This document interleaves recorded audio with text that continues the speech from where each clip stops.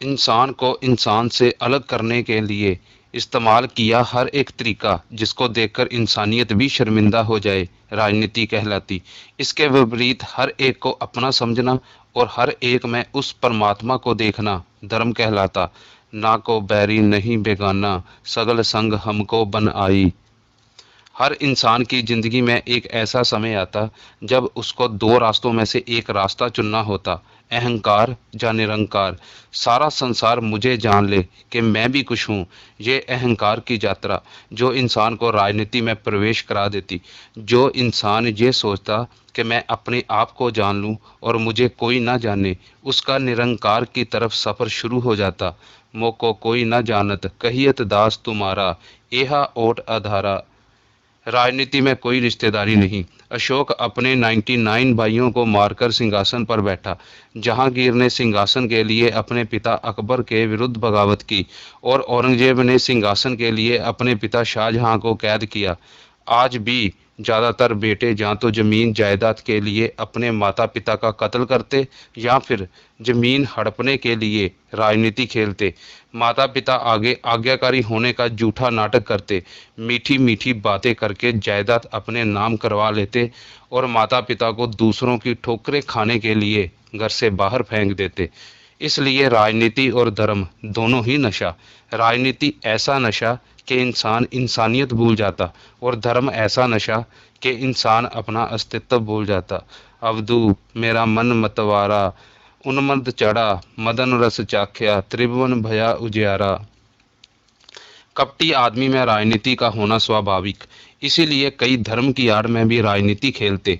गुरगद्दी के लिए महावीर जैन का जमाई उनके खिलाफ खड़ा हो गया। चचेरा भाई देवदत्त महात्मा बुद्ध के विरुद्ध हो गया। पृथ्वीचंद सारी उम्र अपने सके भाई गुरु अर्जन देव और पिता गुरु रामदास के साथ गुरगद्दी के लिए झगड़ता रहा और पिता के समझाने के बावजूद भी नहीं समझा। काहे पूत झगड़त हो संग बाप, जिनके जने बडीरे तुम हो, तिनस्यो झगड़त पाप। राजनीति चार पांव पे चलती, शाम दाम दंड भेद, और धर्म दो पांव पे, सत्य संतुष्टि। इसी कारण चार पांव पे चलने वाले जानवर ने दो पांव पे चलने वाले मनुष्य के साथ सदा राजनीति खेली। कंस ने श्री कृष्ण से, पोंटियस प्लेट ने ईसा मसीह के साथ, जहांगीर औरंगजेब ने सिख गुरुओं के साथ और कट्टर हिंदू मुसलमानों ने संत कबीर के साथ हमेशा राजनीति खेली।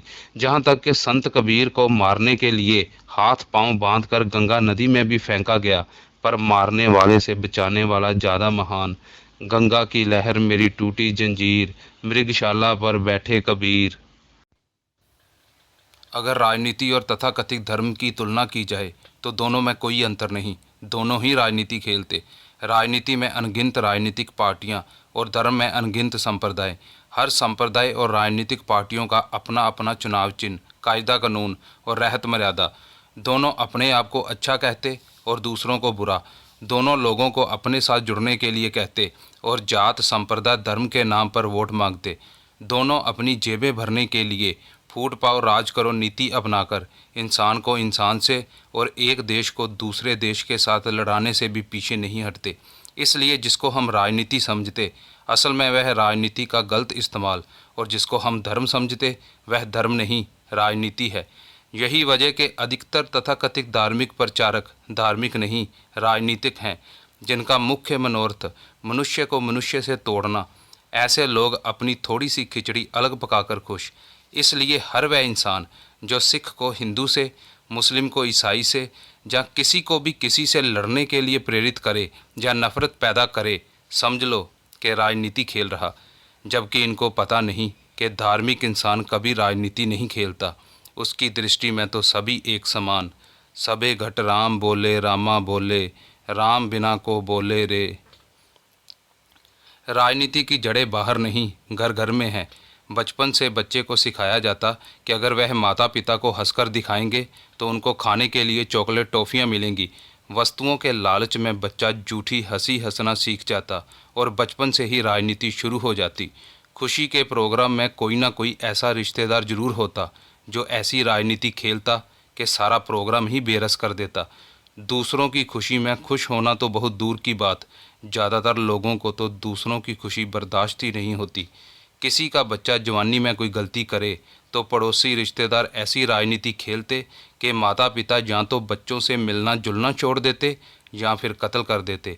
भाई भाई की एक दूसरे से राजनीति, सास बहू, भाभी ननन, भाभी देवर की बात बात पर महाभारत, इस बात का सबूत कि ज़्यादातर घर घर नहीं कुरुक्षेत्र का मैदान है। ऐसे इंसान दूसरों के बारे अपने दिल में हमेशा बुरा ही सोचते। पर का बुरा न राखो चीत, तुमको दुख नहीं भाई मीत। राजनीति बाहर की ताकत और धर्म अंदर की। बाहर की ताकत विरासत में भी मिल जाती, पर अंदर की ताकत कोई किसी को नहीं दे सकता, स्वयं हासिल करनी पड़ती।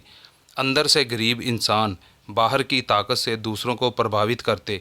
ऐसे इंसान मानसिक कमजोरी के शिकार होते और अपनी जान की सलामती के लिए अपने इर्द गिर्द हथियारबंद इंसान जरूर रखते और मरने से हमेशा डरते रहते। 2 करोड़ मनुष्यों का कातिल हिटलर भी सारी उम्र मौत से डरता रहा। डर कारण ही उसने सारी उम्र शादी नहीं की कि कहीं पत्नी दुश्मनों से मिलकर उसका कत्ल न कर दे। पर धार्मिक इंसान को किसी का डर नहीं, यहाँ तक कि मौत का भी नहीं। निर्भो जपे सगल भो मिटे, प्रभ कृपा ते प्राणी छुटे। राजनीति का इस्तेमाल देश का शासन प्रबंध चलाने के लिए किया जाता ताकि देश में शांति कायम रहे। अगर देश को चलाने के लिए कायदा कानून नहीं होंगे तो हर तरफ अंधेर नगरी फैल जाएगी। अब सवाल पैदा होता कि राजनीति बुरी किस तरह। लोगों की भलाई के लिए उठाया गया राजनीति का हर काम काबिले तारीफ, पर इंसानियत को नीचे धकेलने के लिए राजनीति की हर हरकत निंदा के लायक, जिसने धरती को कई टुकड़ों में बांट दिया। हर राजनीति के दूसरे राजनीति के साथ पारिवारिक संबंध, इनके लिए राजनीति एक खेल और होनी भी चाहिए।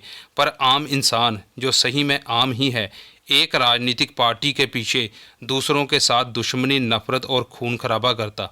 इसलिए राजनीति बुरी नहीं, राजनीति की पकड़ बुरी, जो इंसान की बुरी सोच का सबूत। हमने ही चंगे बुरा नहीं कोय, प्रणवत नानक तारे सोए।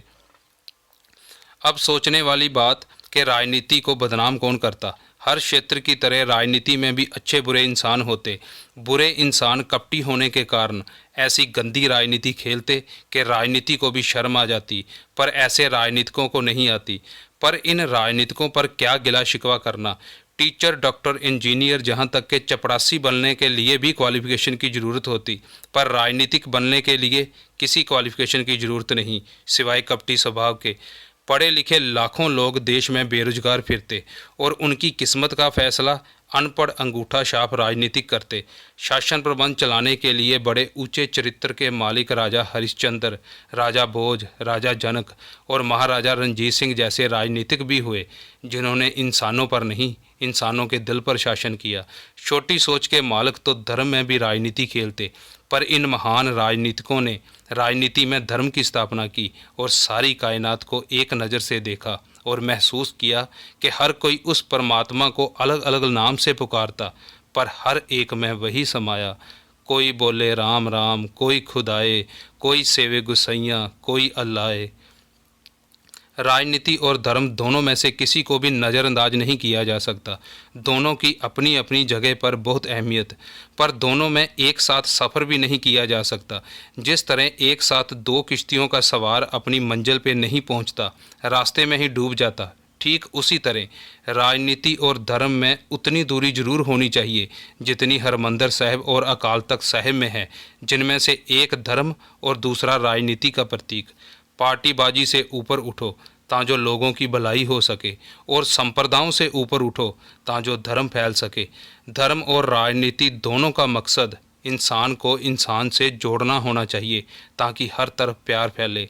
जिंदगी का कीमती समय फूल की तरह सुगंध बांटने में लगाओ, कांटा बनकर किसी को चुभो मत। मनुष्य की जिंदगी वृक्ष पर बैठे पक्षी की तरह, उस पक्षी ने कब उड़ जाना कुछ पता नहीं। प्राणी क्या मेरा क्या तेरा, जैसे तरवर पंख बसे।